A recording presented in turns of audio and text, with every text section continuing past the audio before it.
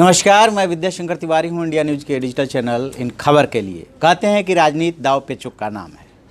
जैसे ही बीजेपी ने 184 उम्मीदवारों की लिस्ट घोषित की, उसके बाद से विपक्ष ने दाव पेच शुरू कर दिए हैं और सबसे पहले दिल्ली से सटे राष्ट्रीय राजधानी क्षेत्र में उस गाजियाबाद सीट पे उस जनरल बीके सिंह को घेरने की कोशिश की है, जो कि पिछले चुनाव यानी कि 2014 में रिकॉर्ड मतों से जीते थे। जी हाँ, जनरल बीके सिंह के उम्मीदवारी की घोषणा से पहले सपा बसपा ने अपने गठबंधन प्रत्याशी का नाम घोषित किया था। ये सीट जो है सपा के खाते में है और सुरेंद्र कुमार मुन्नी को उसने सपा ने अपना उम्मीदवार बनाया था।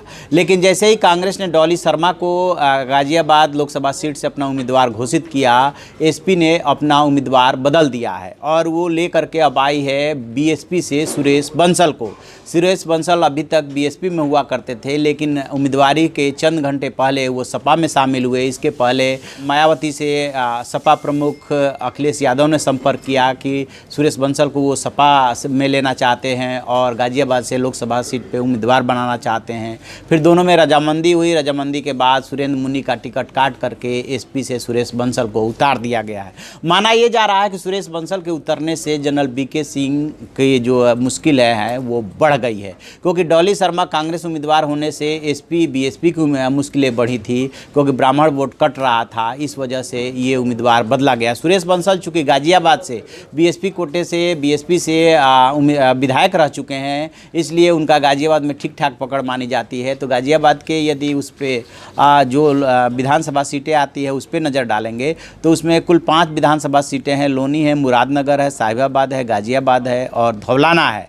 धौलाना हापुड़ में पड़ जाता है। तो वैसे देखेंगे तो बीजेपी यहाँ से मजबूत है। लेकिन और 2014 के यदि चुनाव पे गौर करेंगे, जो बीके सिंह है, जनरल बीके सिंह, उनको 7,58,000 वोट मिले थे और राज बब्बर जो कांग्रेस के हैं वो दूसरे नंबर पे रहे थे 1,91,000 वोट लेकर के। लेकिन पहले और दूसरे नंबर के बीच में गैप काफ़ी ज़्यादा था और जनरल बीके सिंह जो है 5,67,000 वोटों से के रिकॉर्ड मतों से जीते थे और कुल पोलिंग जो हुई थी वो 13.5 लाख के आसपास पोलिंग हुई थी।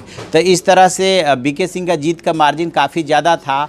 लेकिन अब इस बार जिस तरह से एसपी बीएसपी ने गठबंधन किया है और सुरेश बंसल को उतारा है, उसके बाद माना ये जा रहा है कि इनकी राह मुश्किल हुई है। दरअसल बीके सिंह पे 2 तरह से घेराबंदी हो रही है। एक तो सपा बसपा ने अपना उम्मीदवार बदला है, दूसरी तरफ डॉली शर्मा अपेक्षाकृत यंग और महिला चेहरा को लेकर के आया। डॉली शर्मा जो है कांग्रेस के जो महानगर अध्यक्ष हैं वहाँ के गाजियाबाद के, उनकी बेटी हैं और वो मेयर का भी चुनाव लड़ चुकी हैं। इसलिए वो माना ये जा रहा है कि महिला होने के नाते, यंग होने के नाते और ब्राह्मण होने के नाते एक वोट जो है, और ख़ास तौर से प्रियंका और ज्योतिरादित्य के मैदान में उतरने के बाद जो है वो एक वोट बैंक जो है, वोट बैंक का बड़ा चंक वो अपनी तरफ खींचेंगी। दूसरी तरफ एसपी बीएसपी ने जो एसपी ने सुरेश बंसल को ले आया है उससे भी काफ़ी फ़र्क पड़ेगा, क्योंकि इस पूरे लोकसभा क्षेत्र में जो है वैश्य जो वोट बैंक है वो काफ़ी ज़्यादा है और काफ़ी प्रभावित करता है। तो इस वजह से भी जो है सुरेश बंसल भारी पड़ेंगे।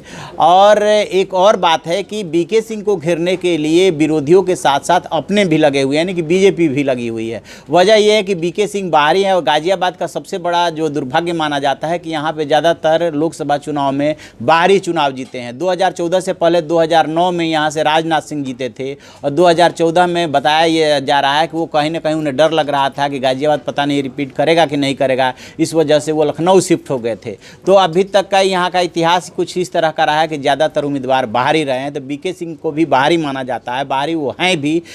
तो बीजेपी के जो स्थानीय नेता हैं, चाहे वो रमेश चंद्र तोमर हों, चाहे बालेश्वर त्यागी हों और भी जो पुराने नेता हैं, वो मानते ये हैं कि बाहरी उन पर थोप दिए जाते हैं। और इस बार भी जो टिकट के दावेदार थे, बीके सिंह के अलावा बहुत सारे लोग लगे हुए थे। ब्रजपाल तेवतिया लगे हुए थे, पृथ्वी सिंह लगे हुए थे, रमेश चंद्र तोमर लगे हुए थे। उनमें से उनको प्रीफर करने के बजाय फिर से बीके सिंह को पार्टी ने एक बार टिकट दिया है। तो बीजेपी के स्थानीय नेताओं में भी रोष है। तो अब देखते ये हैं कि इस बार जनरल किस तरह से ये सीट निकाल पाते हैं या नहीं निकाल पाते हैं, क्योंकि अपनों के साथ साथ विपक्ष ने भी उन पर चौतरफा पेशबंदी कर दी है। तो जो भी इसमें और अपडेट होगा हम आपको बताते रहेंगे। आप देखते रहिए हमारा डिजिटल चैनल इन खबर। उसे लाइक कीजिए, शेयर कीजिए और कमेंट बॉक्स में जाकर कमेंट जरूर करें। Thank you.